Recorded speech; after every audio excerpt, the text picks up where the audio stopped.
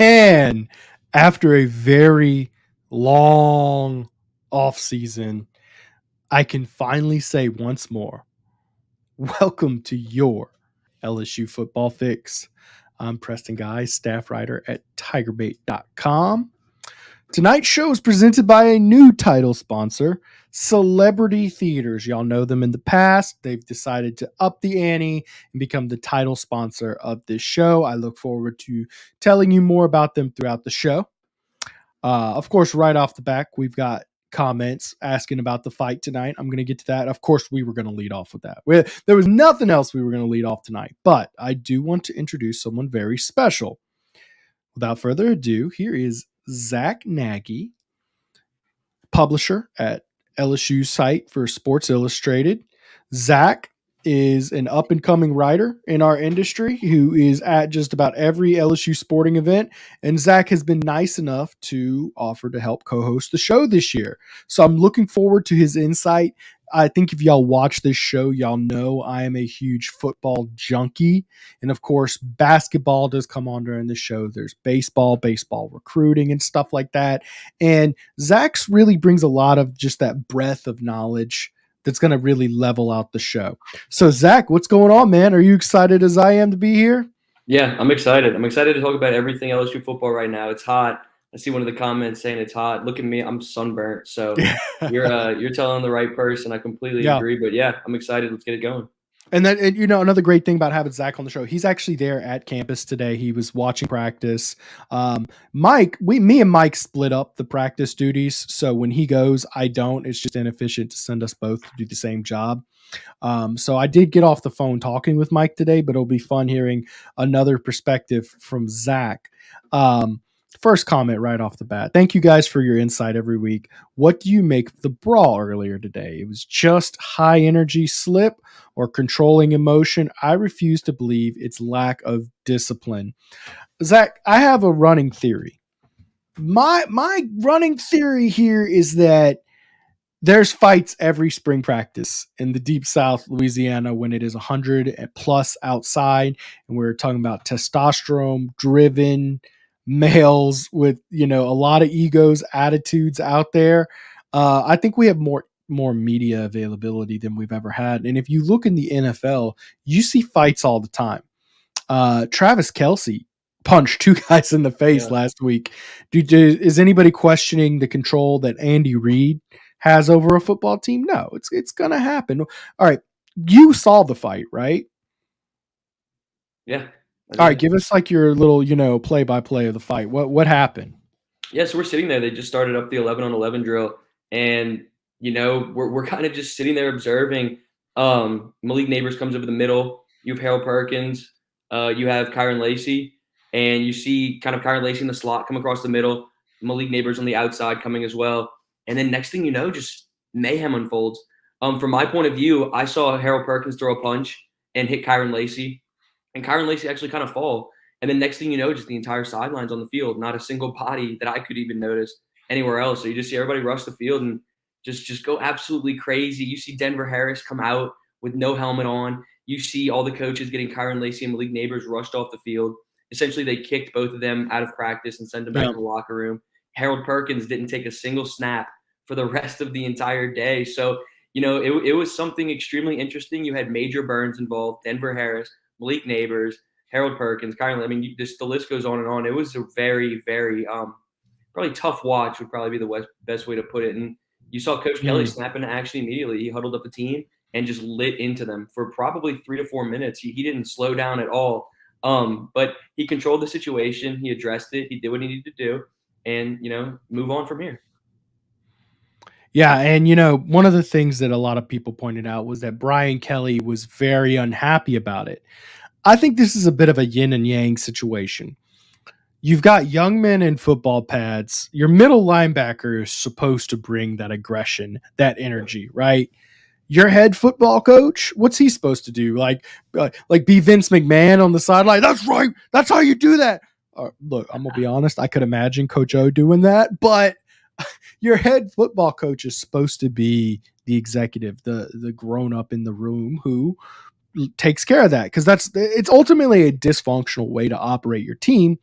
but those energies are going to come when you're out there hot, sweating, hitting dudes. It's a physical sport. Fingers get in your eye. I mean, egos are in play. You might get smoked on one play, and you're pretty bummed out about it because you're 5-star. You're Harold Perkins. You're the best defender in the country.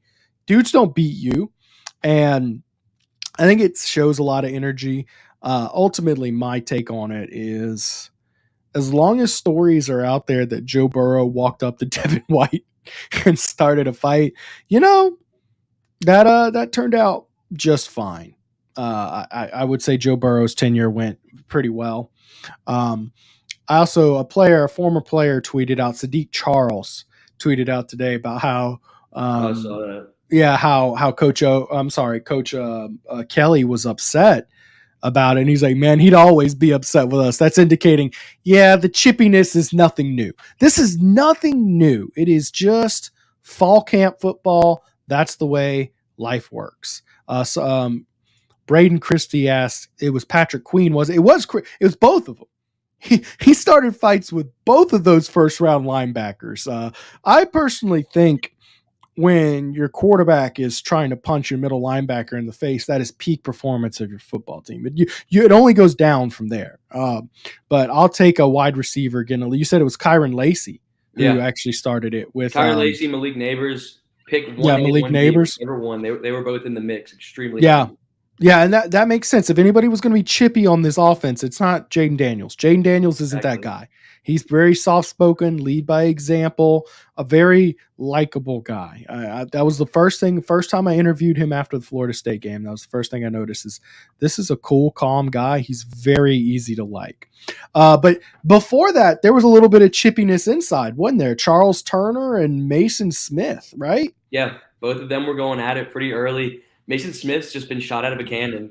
He's just rejuvenated and just ready to roll. He came back obviously from that torn ACL, as everybody knows, and he's not skipping a beat. He's looking extremely tenacious. He's looking really game ready, season ready, and it's showing in practice. With the intensity that he's showing. Him and Charles Turner went at it for a little bit, had to be separated, and the rest. Obviously, the rest is history. You just keep going for the rest of the practice, but it was nice to see the competitive energy flowing today. It's day 4. It's hot. People are battling for spots, especially Charles Turner himself. Him and Marlon Martinez are battling for that starting center spot.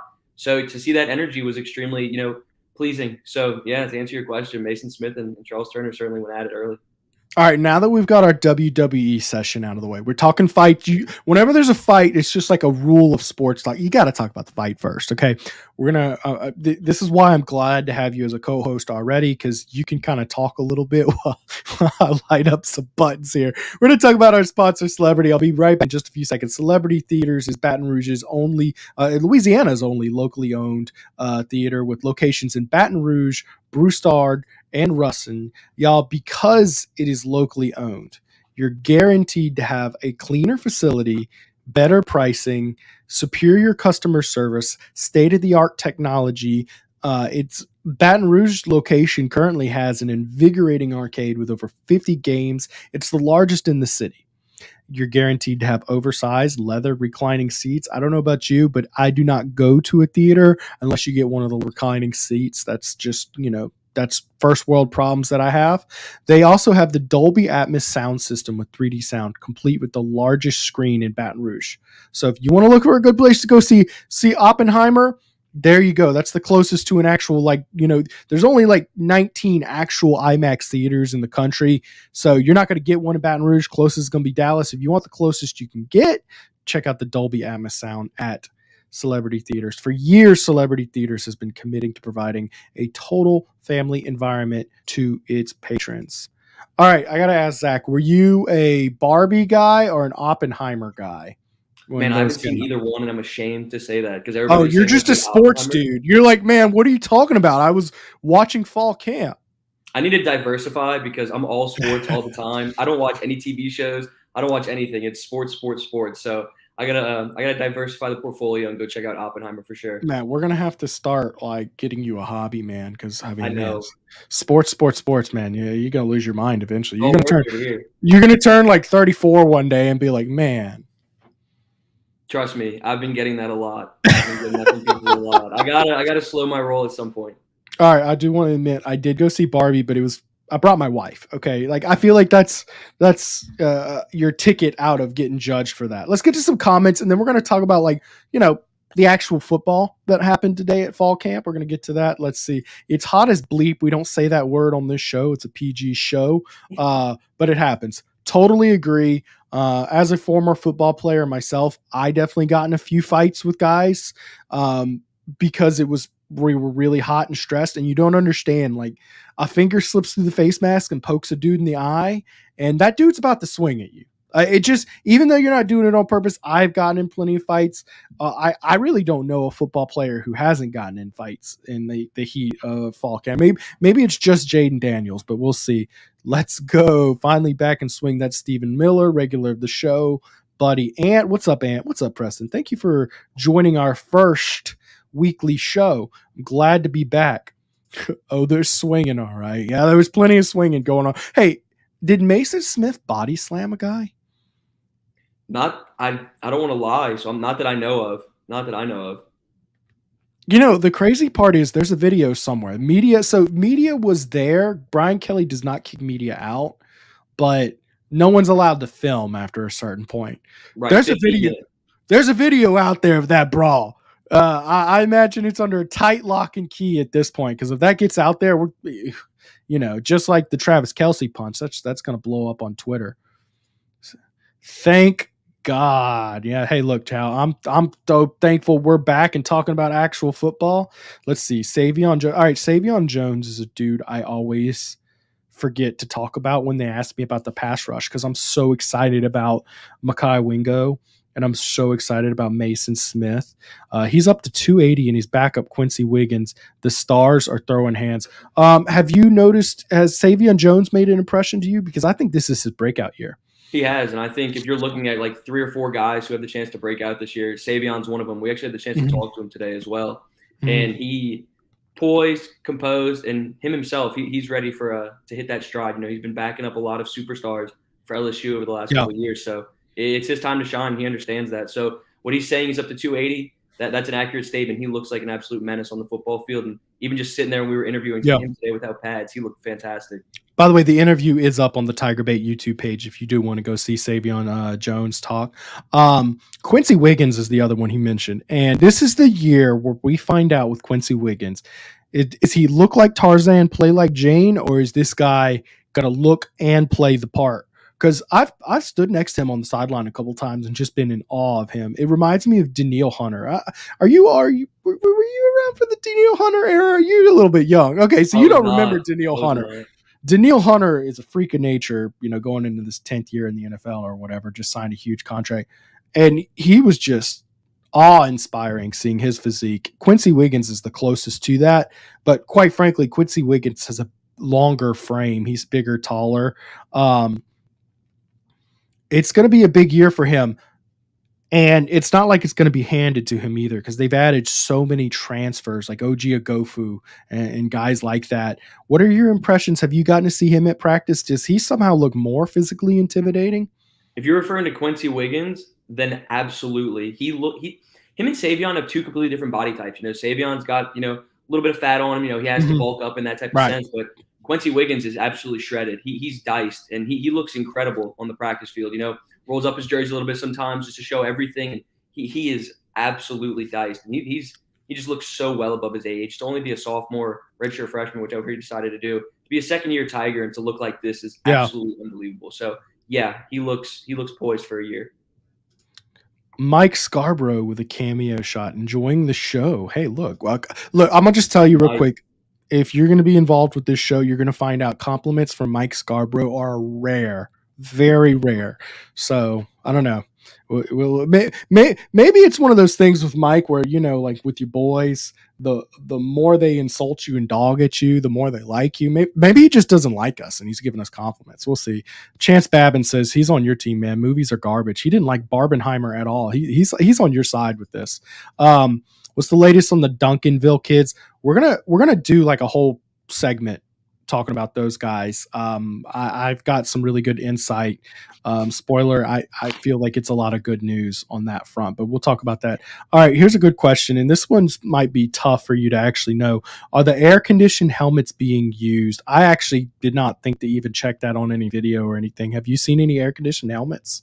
To my knowledge, they're using them in practice, and they're going to be prepared to use them come the season opener against Florida State. From what I was told, they've started using them. Yes, I can check on that tomorrow. That seems like an absolute game changer. In the Southern, more universities are using them than you think. Like everybody's sitting here thinking like only LSU's using them. Yeah, I actually spoke to the CEO Jack Karavich, and so some other universities are implementing them as well. So I'm gonna try to get some more on that. Now the CEO, they're based out of Louisiana, right? Correct. Okay, that's what I thought. So they're Louisiana guys, so of course they're going to go to LSU first. Mm-hmm. But yeah, I mean that seems like if it's safe and it doesn't compromise the safety of the helmet, I mean my goodness, I can only imagine what an advantage that is. You know, considering how hot the SEC gets in September. I'm thinking for games. Now practice, yes, it'll give you some better practice reps, but really where the performance matters is, on the field. Let's see here. Hit that like button. That's right, y'all. Y'all smash that like button for me. Do not let Mike Scarborough got 6,300 views last week. Don't let me get embarrassed, y'all. Y'all help out. We moved to this Monday spot, so we'd have our own time segment. Let's catch up with Mike Scarborough this year, guys.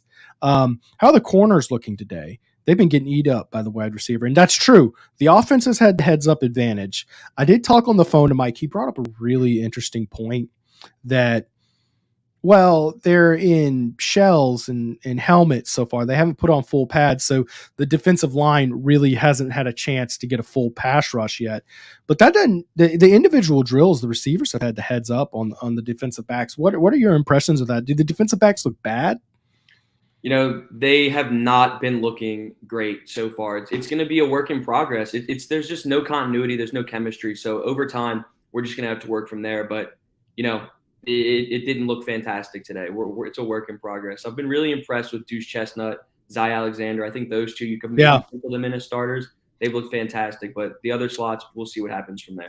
So you think Deuce and Zy are going to be the two starters? I wouldn't be surprised. They've been getting a ton of first-team reps. I've been really impressed with both of them. Yeah. Same with Terrence Welch. Denver Harris has been rotating in with the 2s and 1s too. So you have bodies. It's just a matter of time until they gel. A lot of the drills aren't really complementary for cornerbacks anyway. It's just one-on-ones with no pass rush, so they can kind of do whatever they want from a wide receiver standpoint. But, yeah. I've kind of gotten the impression that corner is kind of wide open. You've got a lot of quality guys, and any one of them could start. I don't think the difference is that wide. Like, do I think the difference between Zy Alexander and Denver Harris is really that great? No, I don't. So I think that they'll rotate some guys. And I think that, if one guy starts to struggle a little bit, they've got a lot of guys. Now, J.K. Johnson, the Ohio State transfer, who was having an impressive camp thus far, he was on a scooter today. Did you get to see that? He's got something going on. I think it's with his ankle. It's a lower leg injury. He was seen with a soft cast on, and what I was told from somebody kind of close to the situation is he's going to be out for some time. It's not something that he's going to shake back from relatively quickly. So we'll see what happens from there. We'll try to get some more information on that front, but it doesn't seem like it's a short-term fix. That's sad because you know what? He's getting close to getting assigned that injury-prone tag because that was the big knock with him at Ohio State is he kept on getting hurt. He's a top 50 recruit, very talented player. And he was going to have a chance. Like I'm telling you, there's like 6 corners who have a chance to be a starter on this team. It's not shut down at all. No pun intended. But these guys all have a chance to compete, kind of like the running back spot where that depth is just there. Speaking of running back, there's not too much rhyme or reason with the running back rotation, is there? Are you talking about just who's getting how the rep? Yeah, it's like the first team reps. Like I saw Trey Holly was getting first team reps, which I'm not bashing Trey Holly. He could get some significant snaps, but typically you don't see the true freshman out there on first team. It'd be a guy like Logan Diggs or John Emery or Josh Williams is honestly who you'd probably be. But it seems like they're really, really splitting and dicing that up a lot. Yeah, so from what I've seen for the most part, especially today during 11 on 11, Logan Diggs was getting a significant amount of first team reps. Him and Josh Williams were kind of rotating from that front. John Emery's getting a couple of touches here and there. Same with Armani Goodwin. You can't forget him as well. So, No. they have 8 scholarship backs. They're deep, and they have no shortage of talent in that room. But it looks like it's going to be more of a Logan Diggs, Josh Williams show for right now. We can see what happens in week 3 of fall camp. But Logan Diggs and Josh Williams are getting a ton of snaps right now. All right, so you just said 8. I thought we were at 7 running backs. Let me check real quick. So you got Diggs, Emery, Kane, Goodwin, Holly, Jackson, Josh Williams, Trey Bradford. Who's the 8? Is Malachi Lane who you're talking about as the 8th? Did you say Noah Kane? Yeah, I said Noah Kane. Jackson, Trey Holly, Noah Kane, Josh Williams. Josh Williams, Logan Diggs. No, it's 8. I don't. Who are we forgetting? Hold on. I'm gonna do this one more time, and if we can't do it, we can't math here. Logan Diggs, John Emery, Noah Kane, Armani Goodwin, Trey Holly, Caleb Jackson, Josh Williams. Oh, there it is, Trey Bradford. 8. You're right. Yeah. 8. That's excellent. Because I've talked long and hard about how Brian Kelly needs 4 backs to run his offense. Going back 10 plus years, he's had 4 guys with 40 or more carries. That's a robust running room. It's a lot of depth. It might be the deepest running back room I've ever seen at LSU, but you don't have that like Leonard Fournette. You don't have that guy that you see at LSU. I don't think we're going to see 1,000-yard rusher, not because there's no one capable of 1,000 yards, but because they're going to keep those guys really fresh. I think you're probably going to see 4 guys with 300 to 800 yards. What are you thinking about that rotation? I completely agree with that. And you have so much versatility in that room as well. You've Josh Williams, who can block really well. He's a power runner, 3rd and short. He can go get his own. Logan Diggs can catch it out of the backfield. John Emery can catch it out of the backfield. Just a ton of versatility in that room. And, I want to see a little bit more of Armani Goodwin. I'm going to try to get a better look at him tomorrow. But that's a guy who's coming back from a knee injury. He's been busted up for quite some time. So I want to see him get completely in swing. He might be 100% healthy, but he needs to get back in swing. And I want to see how he's looking there. But, yeah, I don't think you'll have 1,000-yard rusher. I think you'll have a couple guys with a couple hundred yards without a doubt. Yeah, like good rushing yards. If you look back at like the 2011 team, that's what I'm really comparing it. None of those guys had more than 800 yards. Yeah. But they had just so many good running backs. That's what I feel like this team has. You don't aim for Leonard Fournette and Darius Geis because you don't have it. Look to see if you can get the Michael Ford, the Kenny Hilliard, that type of lineup out there with these guys because you've got potential to do that. Good tight ends too, by the way, to block, and the offensive line should be greatly improved. Are you keeping an eye on Lance Hurd? I have.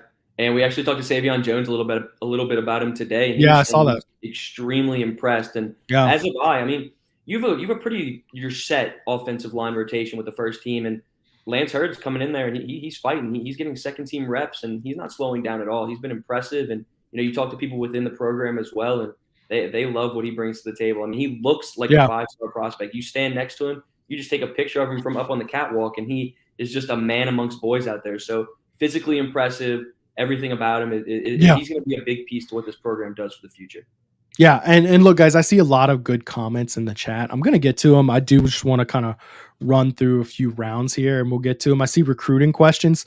We're going to get through this, and then next segment, we're going to do like kind of a recruiting rundown.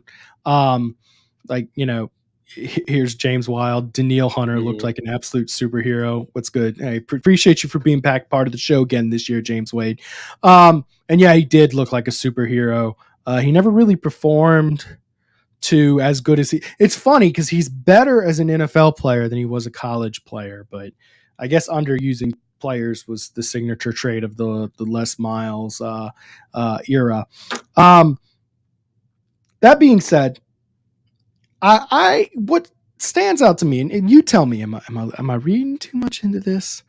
Lance Hurd on that second team offense, they're not playing him at left tackle, which is his like natural position, right? Mm-hmm. They're playing him at right tackle. Correct. And my instinct tells me that if the plan was you don't want to work him into the starting lineup eventually, just play him at left tackle, let him develop. That's his natural position. It's his future. But you did it. You made him switch from left tackle to right tackle. And if you were going to work him in the starting lineup, my hunch would tell me that Emory Jones, who was recruited as an interior offensive lineman, would push inside somewhere, and then Lance Hurd would switch in that right tackle. Am I reading too much that they're putting him at the second team right tackle, or could I be onto something there? Pretty sure he has a history of playing right tackle. I don't know if it was when Campbell was there, but I'm pretty sure he's played right tackle in the past. So it's not But like last year he was the left tackle. Yes, you're right. correct. It was Will Correct. Campbell at left and Lance at right because they played together, right? But then last year he took over at left tackle, and the reports were that he was he was a natural at it. Mm-hmm. He said he was coming for Will Campbell's left tackle spot. Remember? Yeah, I think he has some familiarity with the right tackle position, so it's not really like a different scenario for him. I think he's extremely versatile. He can play left or right. But I do hear what you're saying. It would be, more of it'd be pretty reasonable to put him at left side, but that right side is natural to him as well. It's kind of just like pick your poison. Yeah, like I could see you working Emory Jones somewhere. I don't see Will Campbell moving anywhere. I think Will Campbell's going to be your left tackle for the next 2 years. Yeah, for sure. All right, let's see here. We'll work some comments in here. Kelly doesn't want that, and the team has some work to do. I mean, like I said, exactly. Of course, you don't want a fight going on if you're the coach. You're the coach. You're supposed to have these guys lined up. That being said, it's young, testosterone-driven men in the heat. It's going to happen, and it's your job as coach to react and iron that out. Best name on the internet, Big Homo is Kelly. Preston caught me off guard with the show. Great to see you. Hey, I tried to let everybody I know who was a regular. I tweeted about this a week out. I DM'd people. I tried my best to get the people going. Maybe I need to get like an LSU Football Fix like group chat going on where I can let people know what's going on. I do know it catches people off guard because we only run for 6 months out of the year. I just can't talk football in the middle of like July, or the middle of June when, there was a recruiting camp this week. It was good. Now I got 58 more minutes to fill. Can we put the heaters in Bama's helmets and sell them? I don't know. The thing is, they'd have to buy them. Fire wants me to get Buddy as a guest on my show. All right, my studio is not large enough to fit a guest physically in here. And Buddy does not do technology, y'all. I love running into Buddy and talking with him. But if Buddy's on the show, he's on set. Ask Zack. Look at you. You're already trending as a hashtag. You're the popular guy today. All right. How does Mason Lunsford look?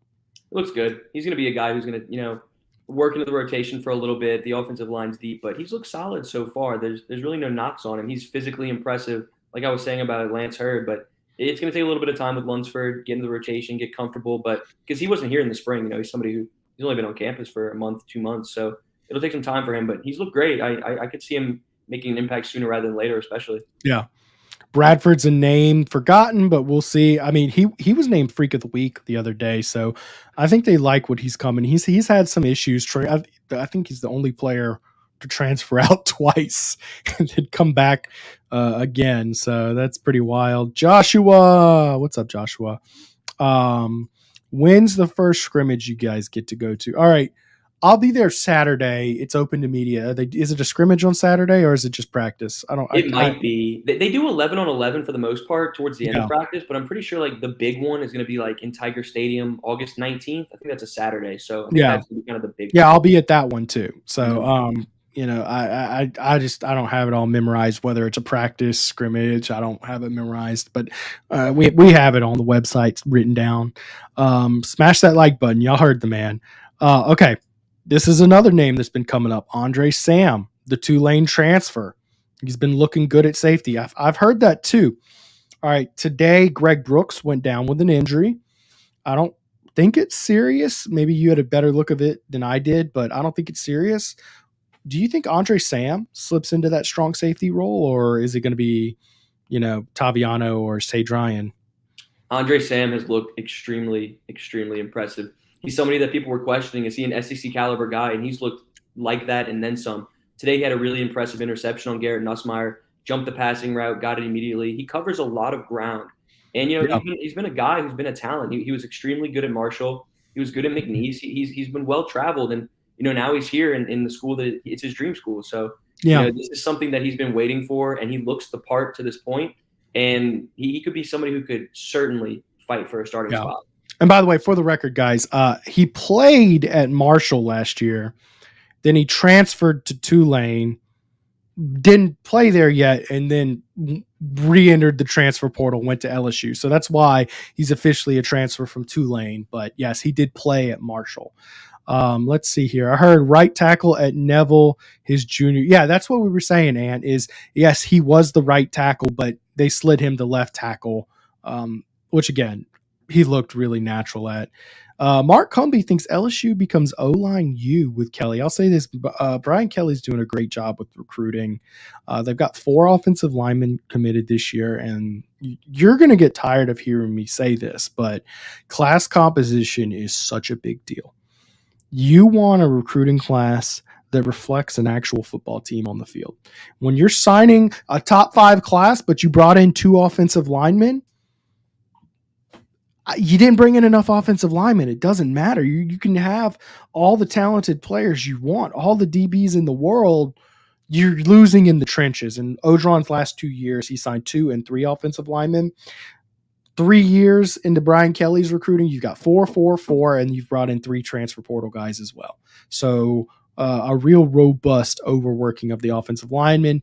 And of course, they're still working on Blake Ivy as well. So yes, a lot of these offensive linemen might not have the star power. A lot of them are really being misevaluated, in my opinion. They should be higher. Brian Kelly is very good at evaluating offensive linemen and getting a lot out of them, as we saw at Notre Dame. He was really good with guys. But additionally, just look at the size and measurables and bodies you're bringing in. If you're bringing in 5 offensive linemen that your coach has decided that are good, I mean, you really only need each year 2 or 3 of them to hit. The problem is when you sign only 2, let's say 2 don't.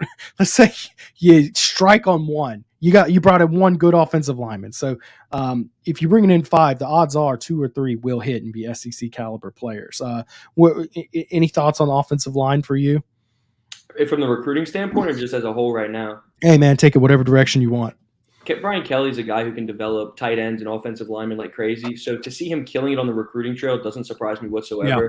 Just developing his guys has been something that stood out so far. You had 2 freshmen last year dominate in Emory Jones and Will Campbell. I mean, there's nothing that Brian Kelly can't do when it comes to the O-line. So are they going to become O-line U? I mean, I see no reason why not. It's hard to evaluate interior offensive linemen. So rankings might not necessarily reflect how good players are, right? Especially with the current recruiting class, like you were just saying. I completely agree with that. Misevaluation has been, a really big bright spot in that sense. But you get a guy like Ori Williams in this 2024 class, and I like him. He's a superstar. The length, the strength, the balance. He bends well. That's a guy who's going to make an impact sooner rather than later. So yeah, you have just a tremendous amount of offensive linemen for the future and right now. And I like the big Haas kid they brought in, Cryer. He looks solid too. His film is impressive. Film is impressive. Mm-hmm. And I'm trying to think of the kid from New Orleans. What's his name? If you watch the show, y'all know I'm bad with names. But the kid from New Orleans is just criminally underrated as a 3-star recruit. Someone will find it. Kyrie Lee. Yeah, Kyrie Lee. Thank you. See, I don't know. I'm bad with names, but I know who I'm talking about, and I know what I'm talking about with him. But yeah, it's a pretty good sign what they're doing with recruiting. It's very. Anytime you look up and you've got 8 of your top 10 players in state committed, and the other 2 are definitely on the board for you, I haven't ever seen that. I mean, ever. If LSU does become O-line U, it's not because the natural setup that Louisiana gave Brian Kelly. LSU is DBU because those frickin' dudes grow on trees around here. Yep. I mean, you can throw an apple at a high school and you've probably hit a 5-star defensive back. That's how simple it is. O-line, they do not grow on trees.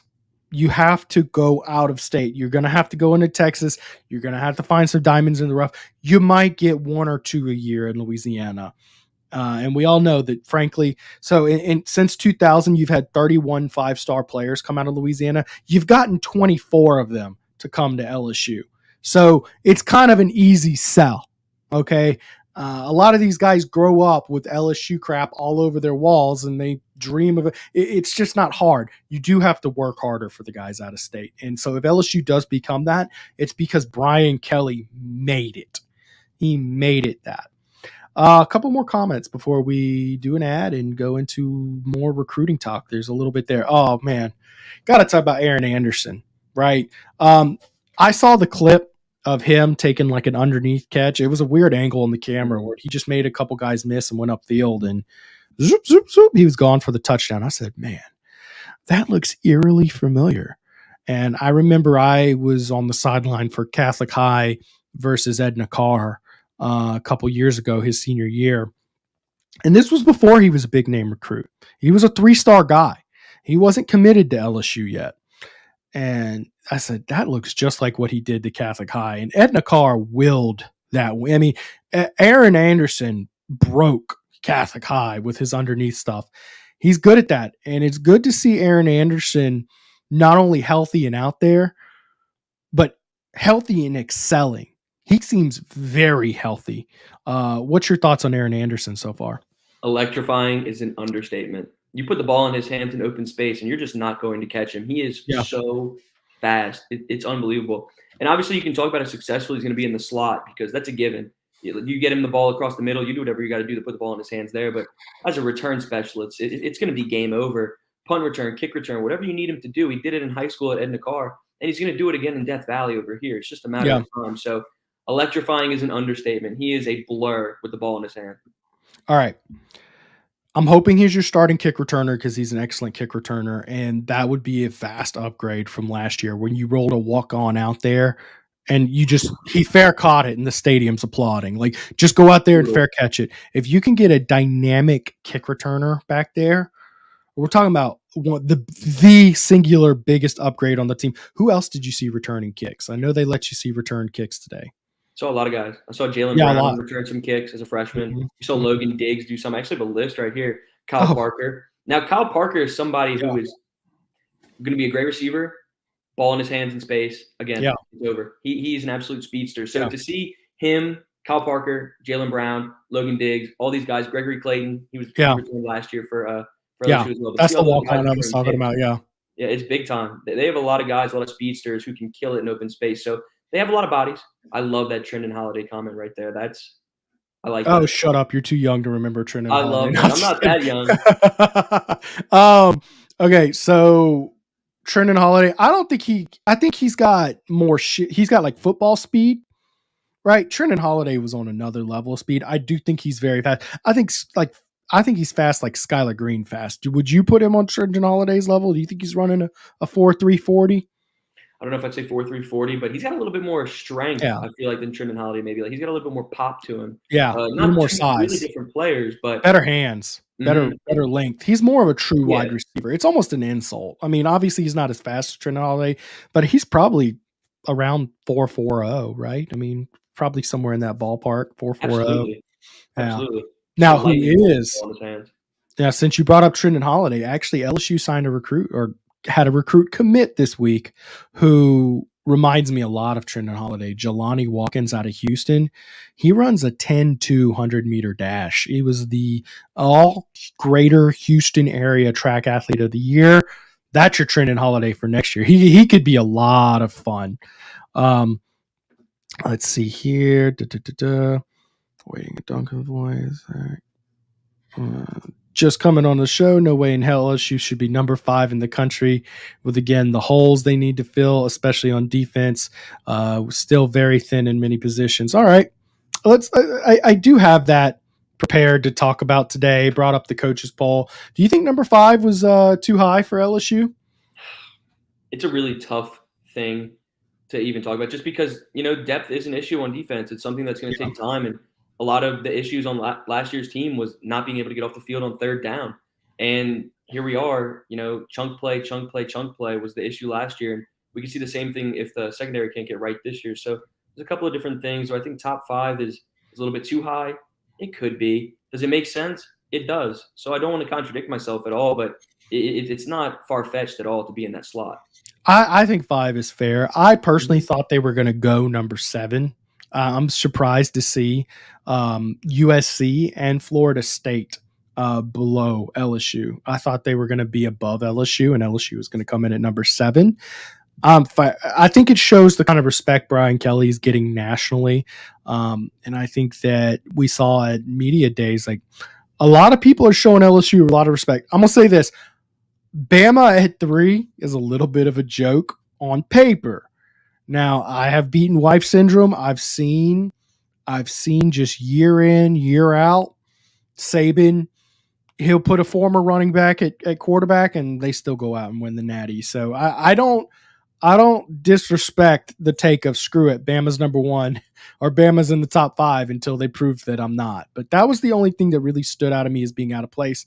I can't remember the last time you had a top 3 team where you didn't know who their quarterback was. Not only was it not a returning starter, you still don't know who it's going to be. Anything you saw on the top 25 other than LSU or Bama? I really am super intrigued with what Michigan's going to do this year. I feel like obviously that's a team that everybody's talking about, and it's kind of a casual take to even want to talk about them. But I'm a big fan of J.J. McCarthy. Yeah. I want to see what he can do. I want to see that step, if he can take that next step. Everybody's saying he had a really good offseason, so I want to see if it comes to fruition. He's impressive, and they're going to go as far as J.J. McCarthy can take them. So he's a guy that I'm circling. I want to see what he can do because at the end of the day, it wouldn't be a surprise at all if they make the college football playoff. Well, I certainly think they got the inside track. The game will be a big determinant, or maybe they both make it again. I'll say this: Ohio State, if they had a returning quarterback, would probably be the number 1 team in the country. They return a lot of talent. Okay, so with that being said, we're going to talk a couple ads. We're going to pay some bills around this view, and we're going to come back and we're going to talk recruiting. We're going to dive into recruiting. So with that being said, let's test this out. I'm going to try to make you tiny. Yeah, there we go. All right, you're tiny. Okay, so tonight's show is brought to you by a returning sponsor, Spectre Sports Art. Of course, he's got the legendary Dylan Cruz piece titled 7. He's bringing back, right? Behind me, I have the classic Joe Burrow piece, and I also have the Coach O, Joe Burrow perfection piece he did. I don't know if that's too close to the screen here. Let's see. Yes. So as you can see, these are both very high quality prints. They have lots of attention to details, the goat on the towel, the moments in the towel, the trophy. Attention to detail when it comes to Spectre Sports Art is second to none. Y'all can check out the link in this video and to see his Bayou collection, which I'm actually about to pop on the screen right now. Here we go. The Bayou collection. Let's see how that looks. I'll pop it like that. Move add to stream. There we go. That's better. You can see his Joe Burrow piece. You can see he's got a Tiger Stadium overview piece. That's something that'll, hang over your mantle. Looks super nice. As you can see, Dylan Cruz himself has the new Dylan Cruz 7 piece. He's sending me a copy. We're gonna get it for next week's show. I can't wait to show it off in person. And of course, for all the Louisiana fans, he has the Drew Brees piece. So, anyways, Spectre Sports Art, it's guaranteed to catch the eye of any Tiger fan. All the details will hold your attention of you and whoever your visitors are. You may recall the infamous Smokin' Joe painting he created in 2020. That's right behind me. He's followed that up with 4 more incredible pieces, which you can see on your screen right now. Burrow, Coach O, Tiger Stadium, Drew Brees, Dylan Cruz. From the fireworks at Tiger Stadium and Aloe Box to the Golden Spikes Award, Spectre's always on the spot, man. He does not miss with his work. Dylan's family recently purchased the original painting. You saw I just showed that when you hover on the thumbnail, and it now hangs in his house. So now you can have the same artwork that hangs in Dylan Cruz's house now that he's hitting slugs for the Nationals. Visit the link in the description of this video to check out the Bayou collection. Make sure to use the code TigerBait10 to get 10% off your purchase, and also you're showing your support for TigerBait.com. You will not be disappointed. I promise you. I actually have the work, not just in my studio, but in my house for a reason. Our show's also brought to you tonight, of course, by Celebrity Theaters. They do weekly promotions all week long. We already talked about how quality theater, low prices, all that good stuff. But also, you can get a good bargain. On Monday is Senior Savings Day for the Mike Scarboroughs of the world. $5 for all patrons over the age of 55. All right, let's just be real. Calling someone 55 a senior, questionable at best, but you're not going to turn a discount down. You know what I mean? Tuesday is Bargain Tuesday. You get discounted movie tickets and concessions for all. And of course, Wednesday is College Night for the Zack Nagys of the world. Admission for college students after 5 p.m. is $5. I'm just going to say, giving the college students the same price as the seniors, questionable again, but I'm not the marketing man here. They make all the decisions. They also have half off arcades all day for college day. Thursday in Baton Rouge location only is Thursday. They have discounted bar items, which if you're going to ask me, okay, getting a chance to sip on a drink while watching a movie in those reclining leather seats, man, what if movie theater, how did movie theaters evolve to this point? It's kind of wild. So y'all make sure to use that promo code with Jordan Spector at the Bayou Sports Art Collection, TigerBait 10, supporting the show, letting them know that their sponsorship dollars are going well. And y'all make sure to go out to Celebrity Theaters, our title sponsor. All right, let's see. We're going to get a couple comments and we're going to talk about the Duncanville boys. Let's see here. Let's see. Tyler Alzen, Duncanville has a legendary track and field program that normally have people running 10-3 and better. Now, Jelani Watkins does not go to Duncanville. It's in Houston, but he goes to Klein Forest, which is another program. But yes, both those Duncanville boys are part of the track program. Let's see here. So someone says I need to take out the Coach O piece. Look, man, it's a moment that happened. Just because he's not the coach anymore, he still did build and engineer that 15-0 team. Let's see here. I watched some of the kids' track highlights when I was scrolling through Facebook highlights, football highlights. That darn kid is a beast, man, guys. We got some PG show, y'all. PG show. Y'all about to get me in trouble tonight. They both may be on LSU track and field team, hopefully. Maybe so, man. Maybe so. Got my Auburn tickets. Looking forward to it. All right. Durham is not faster than Durham's not faster than Watkins. Durham's a running back, y'all, and he's got some muscle on him. He's a thick kid. Watkins is a speed demon. He's very fast. Durham is not going to be as fast as him. Watkins concentrated on the 200 meter to defend his title. That 10-2-1 was a year ago, but in that state race, Watkins came in second. Durham was in 4, if I recall right. Let me tell you this. I looked at the totals for like the placements. I don't remember his 200 meter time, but he was like 0.2 seconds faster than the second place guy. That's Jelani Watkins. Caden Durham was like in 4th, if I recall right. But yeah, that just speaks to how fast these guys are. Okay. Duncanville boys. August 10th. What is that? Thursday? Thursday. Sounds like a Thursday to me. Both of them committing. They go to the Bayou Splash at the end of July. Excellent recruiting event. I think going into that, LSU was a bit of a long shot on both, but I think both were favorites to go to Texas. They come out of it like the next day. Caden Durham tweets out, changing my decision date. Mama retweets it and says, calm your horses, young man. Yeah. Hilarious. Anyways, but you know who doesn't say calm your horses? Colin Simmons, the number 1 player in the country by some people's measure. He says August 1st, which is like the next day. Okay. It was like July 30th or something like that when he tweeted that out. Well, August 1st goes around. They don't make an announcement or anything. They both decide to, okay, let's actually take a little bit of time. But they did make the announcement of the announcement. I think it's actually August. Was it August 2nd? I don't know. You probably don't have the timestamps memorized, do you? Okay, all right. I think it was August 2nd. It might have been August 1st. Sue me if I'm wrong. It was within that 48-hour window. I'm close enough, okay? They both tweet out they're going to announce on August 10th together. Now, timing means a lot in recruiting. The fact that this is coming on the heels of a massive recruiting event, Bayou Splash, we've seen 4 other commitments, such as Jelani Watkins since then. And right after that, they're getting all excited, wanting to change their commitment date. If I'm reading the tea leaves here, I think LSU's going to get both these boys, and all the buzz around Houston area is feeling really good for LSU to land them. I'm going to preface it with this, though. I'm going to add this. The amount of miracles that football coaches do within 24 hours of a commitment will blow your freaking mind. I'm telling you, I've called a recruit the night before his commitment. The word on the street, he was going to another team, and he had told the other team he was going there. He had told LSU he was going there. When I called him, he had just gotten off the phone with LSU coaches, and he's like, you know what? I'm staying home. I'm going to LSU.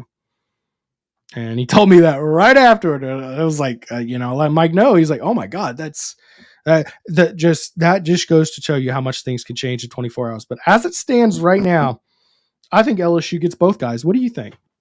I don't think that's far-fetched at all. And to everything that you're saying about a lot can change in 24 to 36 hours, I feel like we kind of saw that happen with Kai Bates. It might have taken a couple of days to get to that point, but 2024 four-star cornerback, he was somebody who was really trending Tennessee's way. Yeah, LSU had punched, and then Tennessee punched right back. It was kind of a heavyweight battle. Yeah, it went like the other way around. It was like Tennessee trending heavy, and then LSU fought back, right? Yeah, something like that. And then basically he came back in, and LSU kind of sealed the deal on that point. So it's something that can happen in recruitment. It's the last 24 hours will be crucial, and that's going to be something big for Colin Simmons. He's a program changer. To go 2 for 2 would be just absolutely monstrous. Yeah. Durham, I love our chances. I feel like we're in the driver's seat for his services. Feeling really, really strong about him, especially, Oklahoma went and took their 5-star running back already, and it's an LSU versus Oklahoma battle. So I feel like we're in really, really good position for Caden Durham. Colin Simmons is going to be fun. That's going to be a really fun one over the next, 36, 48 hours. So that's going to be a really, really good one. To go 2 for 2 would be crazy, and we'll see Thursday at 2 p.m. what happens with Colin Simmons on that domino. Okay, so I'm going to tell you, so Colin Simmons is a massive recruit for this reason. LSU has a very good recruiting class. They only rank about 10th right now, but a lot of that is just they've got like need-filling guys and not guys who are, big star names. I think a lot of the guys, like we mentioned, Kyrie Lee is criminally underrated, and you're not getting your bump in the points. I think that where you finish in the recruiting rankings matters, but it's not the end-all be-all, okay? The highest rated recruit LSU has right now is Tradez Green, who's like in the composite. He's number 73 overall. I can't remember the last time that the 73rd player in the country was LSU's best player. You've almost always had top 50 players. You need that crown jewel to really cap off LSU's class. And I think Colin Simmons would be just that. An edge rusher, a absolute monster on the edge, arguably the best player in the country. He actually reminds me a lot of Harold Perkins. He'd be absolutely monstrous to get. Caden Durham is also another top 100 guy you'd love to add. Why Caden Durham is interesting, they're really not recruiting another running back right now. It's kind of Caden Durham or bust. And they're doing that with intent. They don't want to just take a guy to just be a body for this year, because in 2025, you've got 2 guys in state, James Simon in Shreveport and Harlem Berry in New Orleans. And these are some studs. I'm talking absolute bell cow studs. And you do not want to bring in you just want to say, look, we just signed 1 quality back last year. Come on and join them. You need someone to give you a spell anyways. You don't want to bring in 4 running backs the year before you're recruiting those guys. If you remember the year before Fournette, they didn't bring in a single running back the year before him, and they only signed Darrell Williams with him after he was committed. They pushed for Darrell Williams. I think they're doing something similar. I prefer to bring in just 1 player. I don't think any 5-star guy is going to be scared off by 1 quality back. I mean, it is the nature of the beast. So two different angles as to why those guys are uniquely useful for this class. Hey, look, we got Bryce Kuhn, a 247 guy. Zack, who's bringing the sunscreen next time? Today was miserable. I need him to bring it tomorrow. Look at my face. Absolutely burnt to a crisp. So, Bryce, if you're still listening, bring me some tomorrow. You've learned that lesson the hard way. I did summer camps last summer, and I tried sunscreen, and it just was not enough for me. I'm too pale for all that. So I now have an American hat, like one of those like big Nick Saban hats. I I need don't one of play around those. with it. Dude, honestly, it's worth every penny. Especially if you can be on the sideline. I was hiding, the big giant light poles that they have. I was literally Mike hiding. did that today. Mike Yeah, literally yeah, went he and does hid that. right behind that pole He's a today. So coward. yeah. Huh? He's a coward. He hides behind the light poles, man. You said you did the same thing. Yeah, but he taught it to me. You got to learn from the best somehow. Exactly. Yeah, he is the OG of it. But anyways, yes, hide behind the light poles when you're just too burnt up. Like sunscreen don't cut it, my guy. You got to do both, man. I know. I need to tomorrow. I'll remember that. I'll be hiding behind that pole with my sunscreen on. I'll double down. Man, you got to get you a good hat, though, man. I mean, yeah, it looks dorky, but like, hey, man, if Indiana Jones can rock it, Zack Nagy can rock I'll it. get me You a know big what I'm bucket saying? hat, whatever it takes, because I'm burnt. Dude, you're burnt to a crisp, man. I think half the media is burnt to a crisp. Yeah. All right, let's get to some comments. I do want to mention Dominic McKinley. He had an announcement today. Let's see here, Coach O.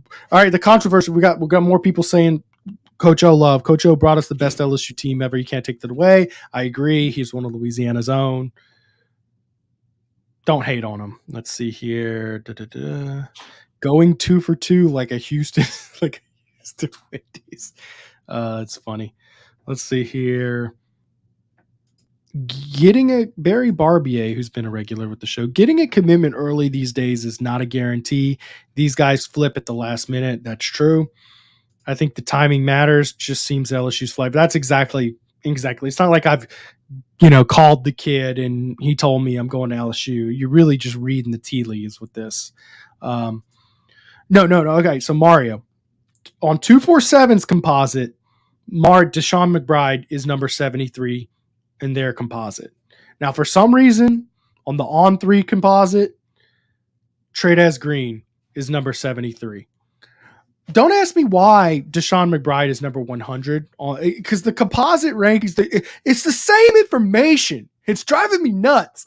You're using the same information because it's a composite of all 4 recruiting services, On3, Rivals, ESPN, and 247, and you're putting it together and you're making one rating. Why is it one composite is different from another? I don't know. I've DM'd the guys. They don't know.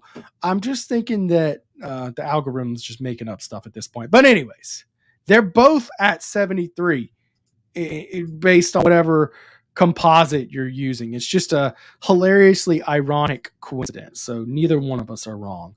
Let's see here. Wardell Mack lost to Texas. I don't think that's over yet. I think LSU is definitely in the conversation for Mack, but I think a lot of the buzz is that Texas is putting full court press on. Have you heard anything on Wardell Mack, DB out of New Orleans?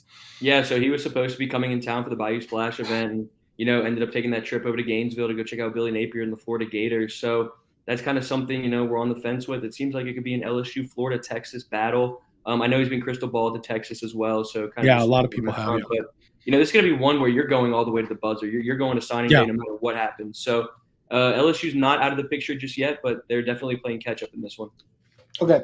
So if LSU gets Wardell Mack and 5-star defensive tackle from my father-in-law's alma mater. My father-in-law was the PA guy for multiple state championships for the Acadiana Wrecking Rams. Dominic McKinley. I've been on the phone with their coach a lot and been trying to pick his brain to figure out what's going on. He will announce his decision September 1st, which was a little bit of a surprise. I was kind of expecting him to kind of go down to the wire, but I think he wants to be just done with it before football season. He's an enigma, man. He is hard to read. A lot of the people in Lafayette are buzzing that he actually wants to go somewhere else. They don't know exactly where. I don't think it's a done deal yet. If you were to give me LSU or the field, I'd definitely go with the field for him. Do you got anything on him? I completely agree with that. And that's just at this exact moment in time. LSU's been playing catch up for a while. Exactly. It was huge to get him in town for that Bayou Splash event. Everything that I heard was just saying how productive of a visit it was. They offered his brother as well. His whole family was in town. So it was a big time event. But you have Texas, Oklahoma, Ohio State, Texas Yeah. A&M, just a long list of schools that are kind of like in his top 5, top 6. So it's the field right now. But like I said about Wardell Mack, another guy who you're going to the buzzer with all the way to early signing day in December. Okay, guys, get in your comments real quick. We're going to try to close out with a few comments on the show. I'm going to tell you what my pitch for Dominic McKinley would be right now. I did a little bit of research. Of course, y'all know on the show I mentioned earlier. Since 2000, there's been 31 consensus 5-star recruits in Louisiana. 24 have gone to LSU.